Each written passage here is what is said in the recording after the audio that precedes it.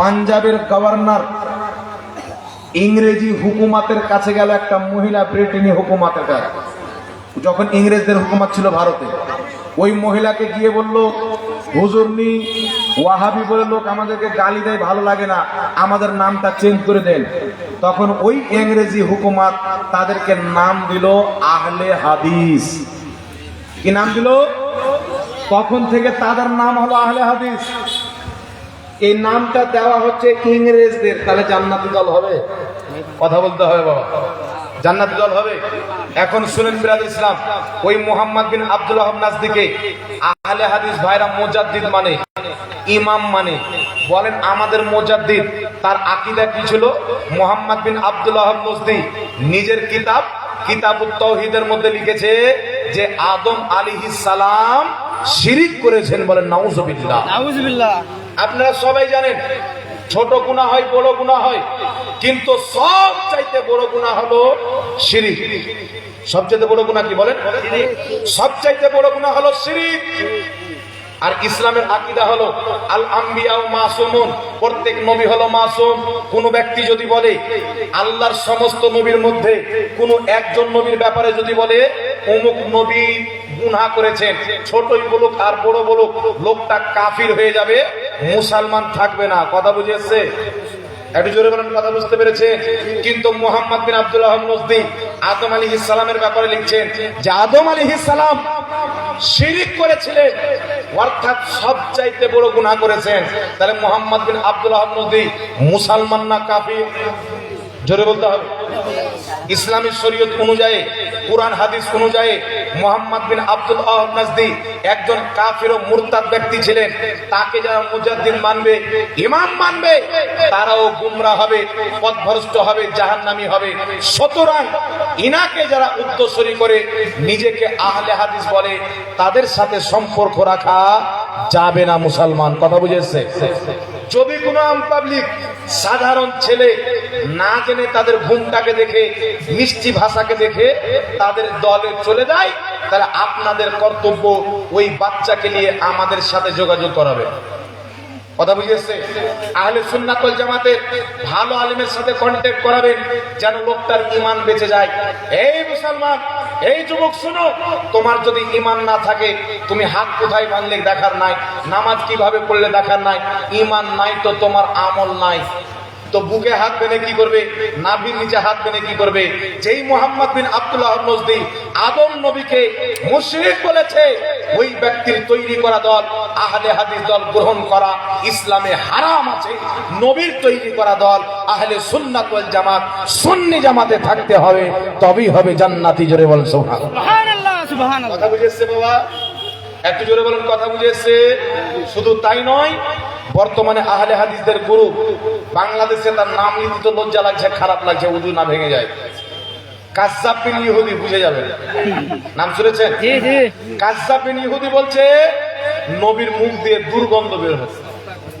এই যুবক, তোমার বাপের মুখ দিয়ে যদি দুর্গন্ধ বের হয়, মৌলভী জাহাঙ্গীর যদি বলে তোর বাপের মুখ গন্ধ করছে, তুমি আমাকে জুতো নিয়ে মারবে, এটা তোমার বাপের ইজ্জত। আর আমার নবীর ব্যাপারে বলেছে নবীর মুখ দিয়ে দুর্গন্ধ বের হতো, পর ঈমান আছে? আপনার ঈমানকে জিজ্ঞাসা করেন, আপনার কলবকে জিজ্ঞাসা করেন। কাজ্জাব বিন ইহুদি মুসলমান নাই, আবু জাহেল চাইতে 2 গুণ বড় বেঈমান হয়েছে। কারণ এই কথা আবু জাহেল বলেনি। তারপরে কি বলেছেন? বলছে কিয়ামতের ময়দানে কোন ওলি কি কাজে আসবে? তো বলছে ওলি তো ওলি, আমাদের নবী সাল্লাল্লাহু আলাইহি সাল্লাম নিজেই ফেল করে তাকিয়ে থাকবে, আমার নেকির পাল্লা ভারী হচ্ছে না আমার গুনার পাল্লা ভারী হচ্ছে। এই আমাদের নবীর গুনাহ আছে, জোরে বলতে হবে। আমার নবী ফেল করে তাকাবে, নেকির পাল্লা ভারী হচ্ছে না গুনার পাল্লা।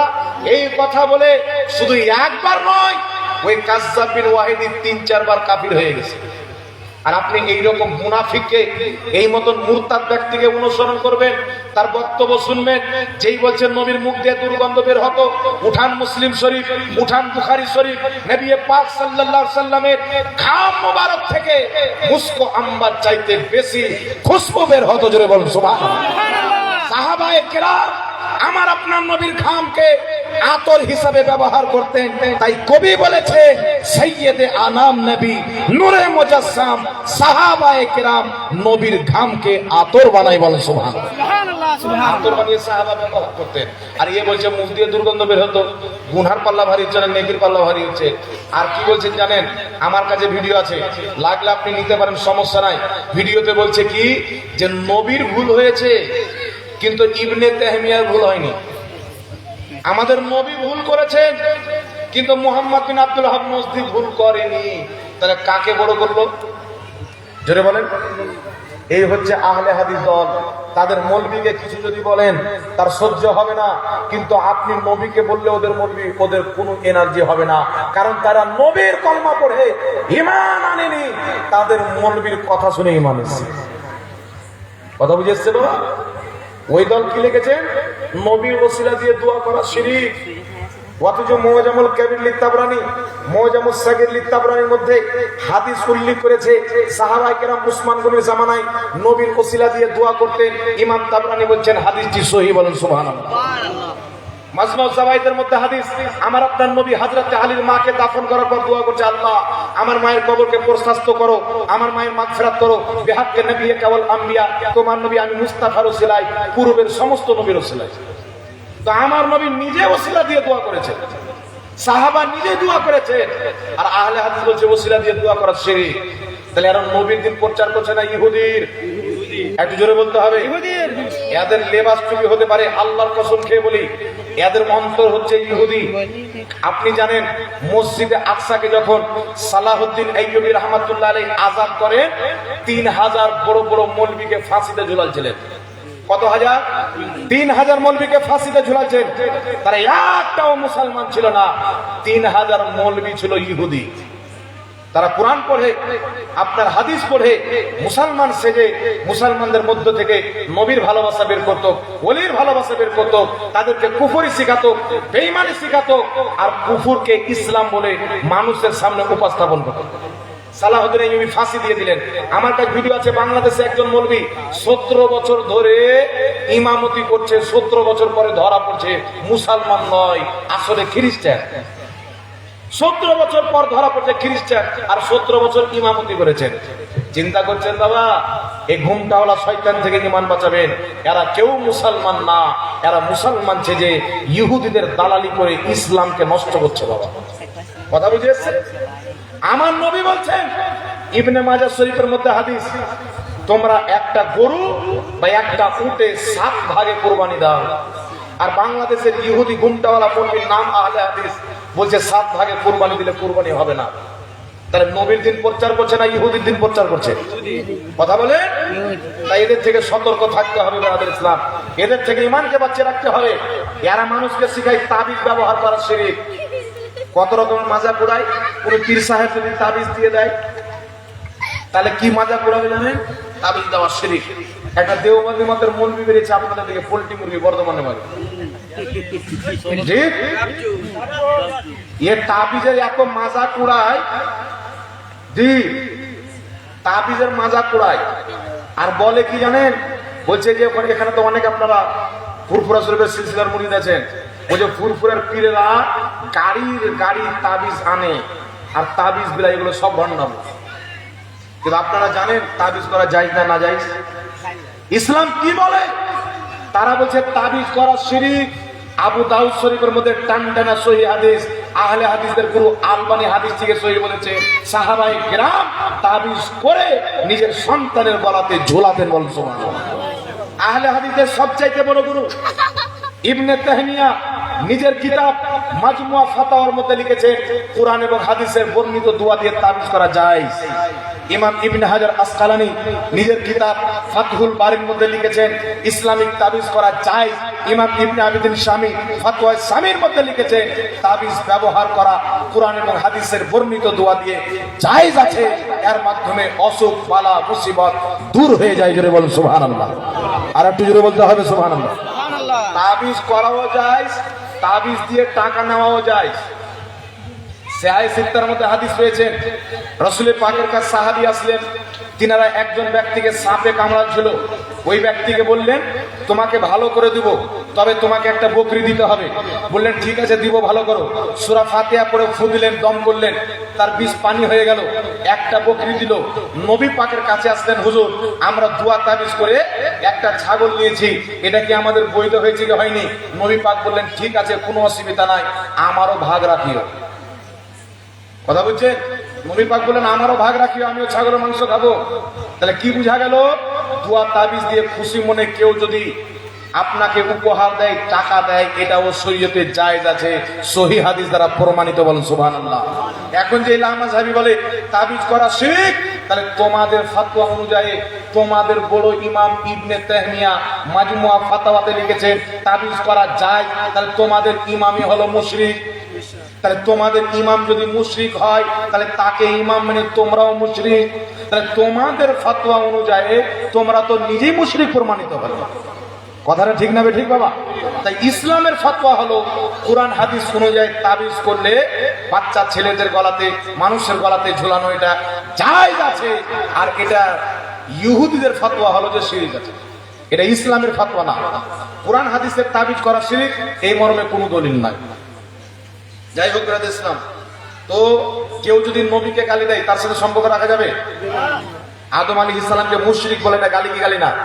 আল্লাহ বলছেন, ইন্নামাল মুশরিকুনা নাজাসুন, নিশ্চয় মুশরিক হচ্ছে নাপাক। যে শিরিক করলো সে মুশরিক, মুশরিক হলো নাপাক।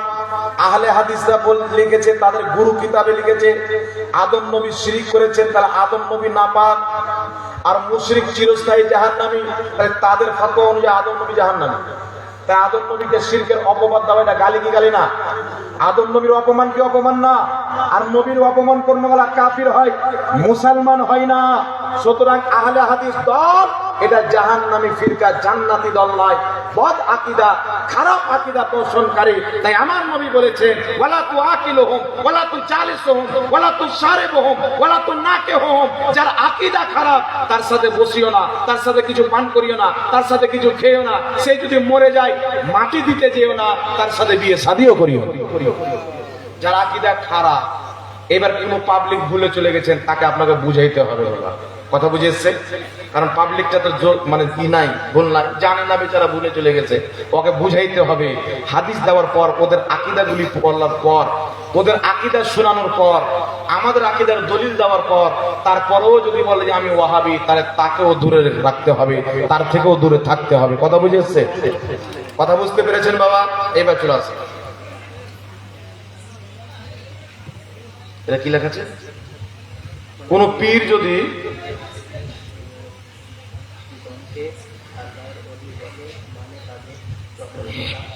ওইখানে লেখা আছে যে কোন পীর যদি ওলমায়ে দেওবন্দকে রহমাতুল্লাহ আলাইহি বলে, তাহলে ওই পীরের ব্যাপারে শরীয়তে কি হুকুম আছে?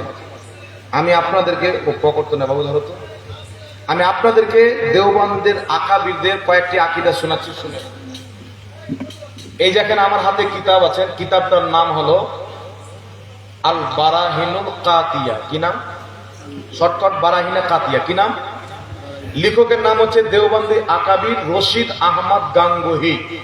এনার অনুমতিতে কিতাবটি মানে তারতিব করেছেন, লিখেছেন, রাইটিং করেছেন খলিল আহমদ আমবেঠি। আর রশিদ আহমদ গাঙ্গুহিকে তবলিগি জামাতের যিনি প্রতিষ্ঠাতা ইলিয়াস কান্দেওয়ালি সাহেব, তিনার পীর হচ্ছেন রশিদ আহমদ গাঙ্গুহি সাহেব, দেওবন্দি আকাবির। তিনি এই কিতাবে 121 নম্বর পৃষ্ঠার মধ্যে কি লিখেছেন আপনারা শুনুন, ফয়সালা করেন।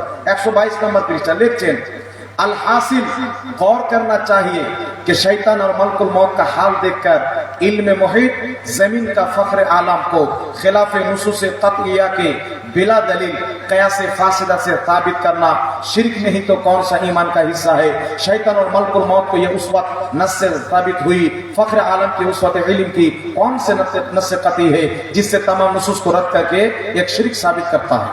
এখানে উনি লিখেছেন যে শয়তান আর মালকুল মউতের জ্ঞান বেশি, এর দলিল নস থেকে প্রমাণিত, অর্থাৎ কুরআন পাকের অকাট্য দলিল দ্বারা প্রমাণিত। কিন্তু নবীর জ্ঞান যে শয়তানের জ্ঞান চাইতে বেশি, এই মর্মে কোনো দলিল নাই। কেউ যদি প্রমাণ করে যে নবীর জ্ঞান শয়তানের জ্ঞান চাইতে বেশি, তাহলে এটা শিরিক হবে। আর শয়তানের জ্ঞান নবীর জ্ঞান চাইতে বেশি, এটা ঈমান হবে। তাহলে কেউ যদি বলে শয়তানের জ্ঞান নবীর জ্ঞান চাইতে বেশি, আকীদাটা ভালো না বদ আকীদা? কথা বলেন, আকীদাটা ভালো না খারাপ? আল্লাহর সৃষ্টিতে সর্বশ্রেষ্ঠ জ্ঞানী নবী, কোন নবীর জ্ঞানকে যদি আমার নবীর জ্ঞান চাইতে বেশি বলে, ঈমান থাকবে? আর এ তো শয়তান। এইবার চলে আসেন, শুধু তাই নয়, এই একই কিতাবের মধ্যে পৃষ্ঠা নাম্বার 63 মধ্যে লিখেছেন। কি লিখেছেন একটা আপনাদেরকে শুনিয়ে দিই। 63 নম্বর পৃষ্ঠার মধ্যে লিখেছেন, আগে একটি হাদিস শুনেন, মুসলিম শরীফের হাদিস, মিশকাত শরীফের হাদিস। রাসূল পাক বলেছেন, মান রাআনি ফিল মানাম ফাকাদ রাআল হক। যেই ব্যক্তি স্বপ্নে আমাকে দেখলো, সেই ব্যক্তি হক দেখলো, আমাকেই দেখলো। কথা বুঝেছেন? স্বপ্নে আমি ডাইরেক্ট সরাসরি আসি, শয়তান আমার রূপ ধারণ করতে পারে না। আর ইনি কি লিখছেন এখানে, एक सौले फखरे आलम अलैहिस्सलाम की जियारत से ख्वाब में मुशर्रफ हुए तो आपको उर्दू में कलाम करते हुए देखकर पूछा कि आपको ये कलाम कहाँ से आ गई? आप तो अरबी है। फरमाया, जब से उलमाए मदरसा देवबंद से हमारा मामला हुआ। এখানে লিখছেন, নবী পাক সাল্লাল্লাহু আলাইহি সাল্লামকে একজন ব্যক্তি দেওবন্দের বুজুর্গ স্বপ্নতে দেখলেন, তো নবী আমার উর্দুতে কথা বলছেন। জিজ্ঞাসা করলেন, হুজুর এই ভাষা আপনি কোথায় থেকে শিখলেন? আপনি তো আরবি। নবী পাক বলেন, যখন থেকে উলমায়ে দেওবন্দের সাথে সম্পর্ক হয়েছে, তখন থেকে ভাষাটা দেওবন্দি উলমা থেকে শিখে নিয়েছি। ঈমান থাকবে? এই জোরে বলেন, ঈমান থাকবে? এই কিতাবের মধ্যে লিখেছেন, নবীকে পিঠ পিছনের খবর নাই। নবীকে পিঠ পিছনের খবর নাই। শুধু তাই নয়, আর একটি কিতাব আমার কাছে রয়েছে। এই দেখছেন কিতাব, লেখকের নাম হচ্ছে ইসমাইল দেহলভি, দেওবন্দি মতের সবচাইতে বড় বুজরুগ। এই কিতাবের 148 নম্বর পৃষ্ঠার মধ্যে কি লিখেছেন একটু লক্ষ্য করেন। আপনাদেরকে পড়ে শোনাই বাবা। নবী পাক সাল্লাল্লাহু আলাইহি সাল্লামের ব্যাপারে কিরকম কুমন্তব্য করেছেন। এই কিতাব ছাপ দারুল কিতাব দেওবন্দ ইউপি, দেওবন্দ থেকে কিতাবটি ছাপা হয়েছে। লেখকের নাম আল্লামা শাহ মোহাম্মদ ইসমাইল শাহিদ। কি লিখছেন? लिखছেন, सेना के वसवसे से अपनी बीवी की मुजामियत का ख्याल बेहतर है और शेख इसी जैसे और बुजुर्गों की तरफ ख्वा जनाब रिसालत महाबी हो। अपनी हिम्मत को लगा देना अपने बैल और गधे की सूरत में मुस्तगरक होने से बुरा है। বলছেন, নামাজের মধ্যে জেনার চাইতে স্বামী স্ত্রীর সহবাসের স্মরণ চলে আসা উত্তম, এবং গরু ছাগলের স্মরণ যদি চলে আসে নামাজ হয়ে যাবে, কিন্তু আমাদের নবীর স্মরণ চলে আসলে শিরিক হবে, নামাজ হবে না। নাউজুবিল্লাহ বলবেন না? এর চাইতে জঘন্য আকীদা হতে পারে? এর জোরে বলতে হবে, হতে পারে। শুধু তাই নয় বিরাদ ইসলাম, আরো কিতাব রয়েছেন। আশরাফ আলী থানভী সাহেব নিজের কিতাব হিফজুল ঈমান 8 নম্বর পৃষ্ঠার মধ্যে লিখেছে, আল্লাহ তাআলা মিথ্যা বলতে, আল্লাহ লিখেছেন যে নবীর জ্ঞান পশু পাখি জীবজন্তুর জ্ঞানের মতো। যতটুকু জ্ঞান নবীকে আছে, ততটুকু জ্ঞান পশু পাখিকে আছে, জীবজন্তুকে আছে। এই কথাটা আশরাফ আলী থানভী লিখেছেন। তাহলে এই কথা লিখনেওয়ালার ঈমান থাকবে? জোরে বলতে হবে, ঈমান থাকবে। তারপরে এই কিতাবটির নাম হলো ফাতাওয়া রশিদিয়া। এই ফাতাওয়া রশিদিয়া আপনার এই ফাতাওয়া রশিদিয়ার মধ্যে আপনার পৃষ্ঠা নাম্বার 92 মধ্যে লিখছেন, আল্লাহ তাআলা মিথ্যা বলতে পারে। জোরে বলেন নাউজুবিল্লাহ। দেওবন্দি জামাতের গুরু রশিদ আহমদ গাঙ্গুহি এই কিতাবের 92 পৃষ্ঠার মধ্যে লিখছেন, আল্লাহ মিথ্যা বলতে পারে। এই কিতাবের মধ্যে লিখছেন, কাউয়ার মাংস খাওয়া সওয়াব। এই কিতাবের মধ্যে লিখেছেন, মন্দিরের প্রসাদ খাওয়া যায়, ফাতিহার খাবার না যায়। ফাতিহার খাবার না যায় আর মন্দিরের খাবার যায়।